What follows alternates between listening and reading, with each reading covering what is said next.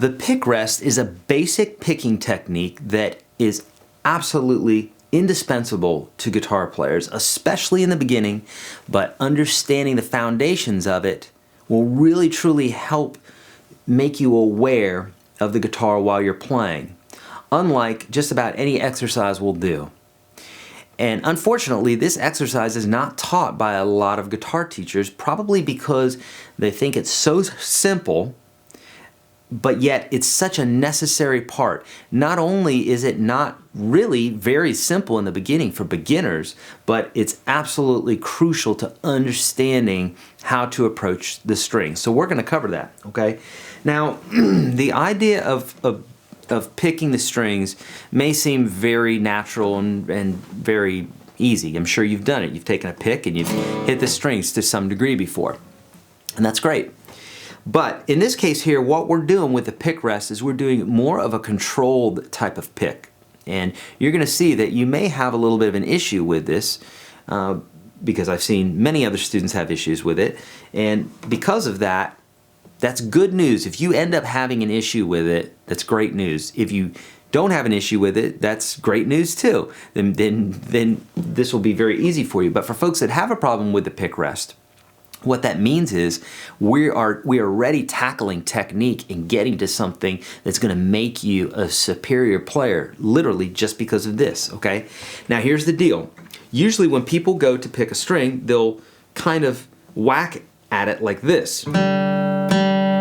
Or sometimes they'll pick up, or they'll use their thumb, what have you. We're going to use a pick, and hopefully throughout the program here you're going to use a pick as well. You don't have to, but it will really help with the volume of the guitar, and it will help with your tone, okay? Because if you use your fingertips without using the nails, it tends to dull the sound a little bit. Most pros don't do that. Don't do that, okay? There's a handful of guitar players over the many, many years that have done that. Obviously, if you have nails or some sort of finger picks or something, you can also finger pick. But just using the fingers themselves is not very common. It's not to say you can't do it, but hopefully you're using a pick for this exercise, okay? And even if you're planning on doing mainly finger picking, I would suggest that you use a pick as well. Get good at both. It's important to do both to be a versatile player. And there's times where you're really going to need to do it, and there's times where you'll probably want to do finger picking. But make sure that you at least do this exercise and understand how to use a pick. Okay, so the idea is obviously you know how to use a pick and that you can just kind of hit the strings, but we're going to do something more controlled, and it's going to go like this. Basically, you're going to take your pick and you're going to place it, you're going to rest it on the second string, okay? Now, instead of just kind of picking out like this away from the guitar, or picking up, and basically I'm coming up at an angle instead of just straight down or up, I'm kind of coming away from the guitar. And that's how a lot of people pick a lot of times. They'll kind of pluck away like that. But what we want to do is we want to pluck straight down to where when we pick, the pick actually rests. So watch this. So I'm picking and I'm letting the pick automatically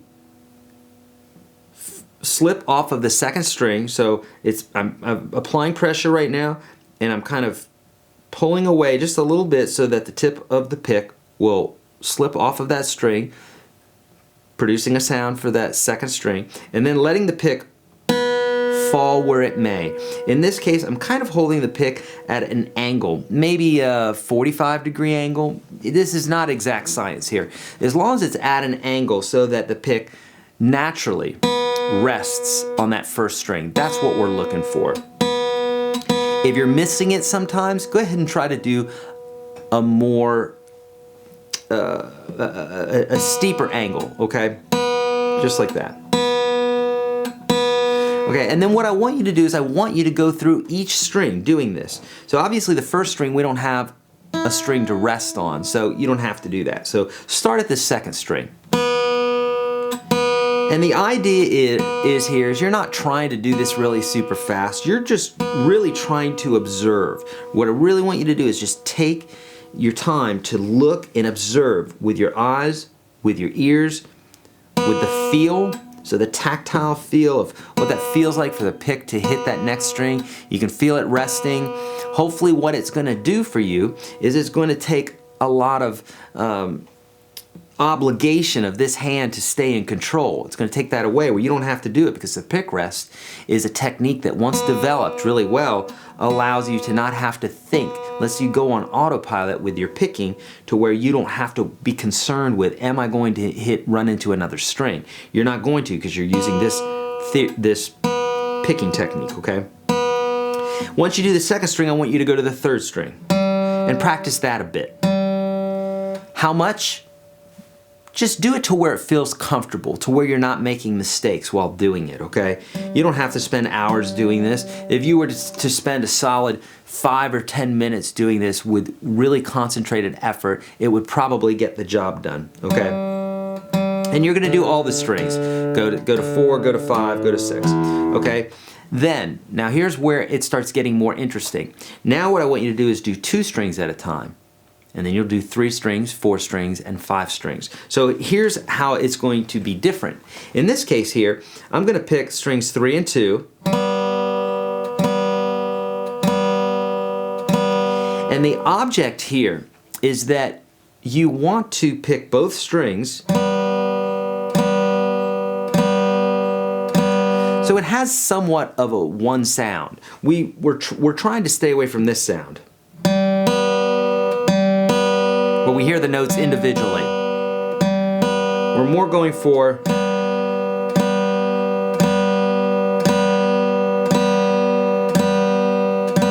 and you're going to notice that this starts becoming a little bit more difficult when we start adding this second string, okay? When we add 2 strings, or add a second string to the first string, okay?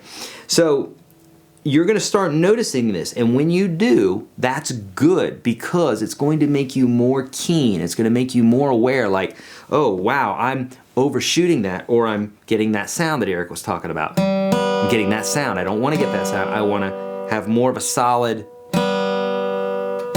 And if you start doing that and you find that you're hitting that third string, well, then what you need to do is you need to compensate. You need to adjust, and that means either you're going to be lighter with your touch or you're going to be at more of an angle.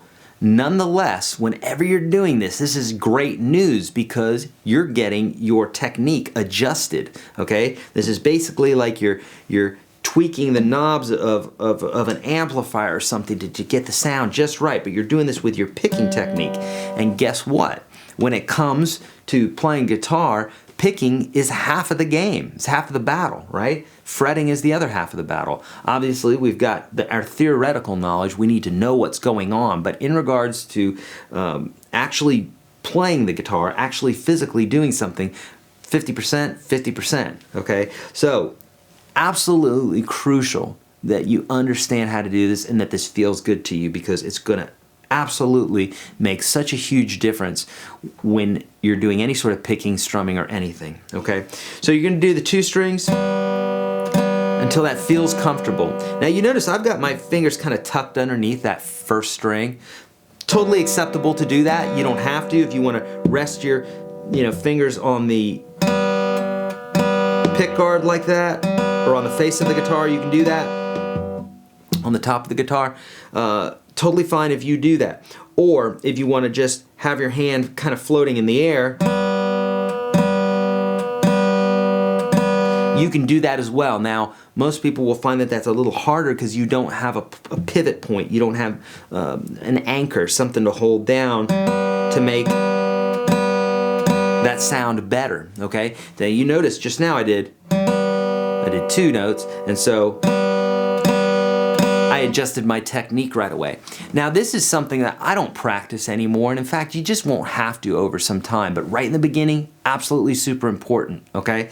So you're going to do 2 strings, then 3 strings, and remember, whenever you're doing this exercise, there has to be a string to rest on every single time. So for the 2, you're going to have 3 and 2, 4 and 3, 5 and 4, 6 and 5. Okay, but you won't do 1 and 2. And then you'll do 3 strings, 4 strings, and then 5 strings. Okay, we won't do 6 strings because we don't have a place to rest after that. But the point of this is that you really want to it's going to get you light with your touch in regards to picking, and it's just going to be just the right amount. Really what we're looking for when we're playing guitar, both left and right hand, is we're looking for just the right amount, okay? It's not too much that we're pressing down, it's not too hard that we're picking, it's not too light that we're fretting, not too light that we're picking. It's just the right amount. And this is how you're going to learn that in regards to your picking. All right, so you know what your homework is. Do this with 1 string, 2 strings, 3 strings, 4 strings, and 5 strings. Take your time with this. The more that you concentrate, the more that you just kind of rest in your playing and really have fun with this. And with each lesson that you go through, just take your time and enjoy the ride. If you do that, you're going to be an absolutely exceptional guitar player. If you're always trying to get to that place that you're not at yet, it's going to be very frustrating, because I've been playing for over 30 years now and I'm still not at the place that I want to be at. But I don't think about it like that anymore. I used to, and it would frustrate me very much. Anymore, I really just enjoy the process as I'm playing. I see that I'm becoming a better player even over 30 years later. I see that I'm becoming a better player, always getting better, as long as I'm practicing. If I put it down, I can see me slipping backwards in regards to my technique. I still got it up here, but the technique. So you always have to practice. So make sure that you do these exercises before the next video, and let's keep going.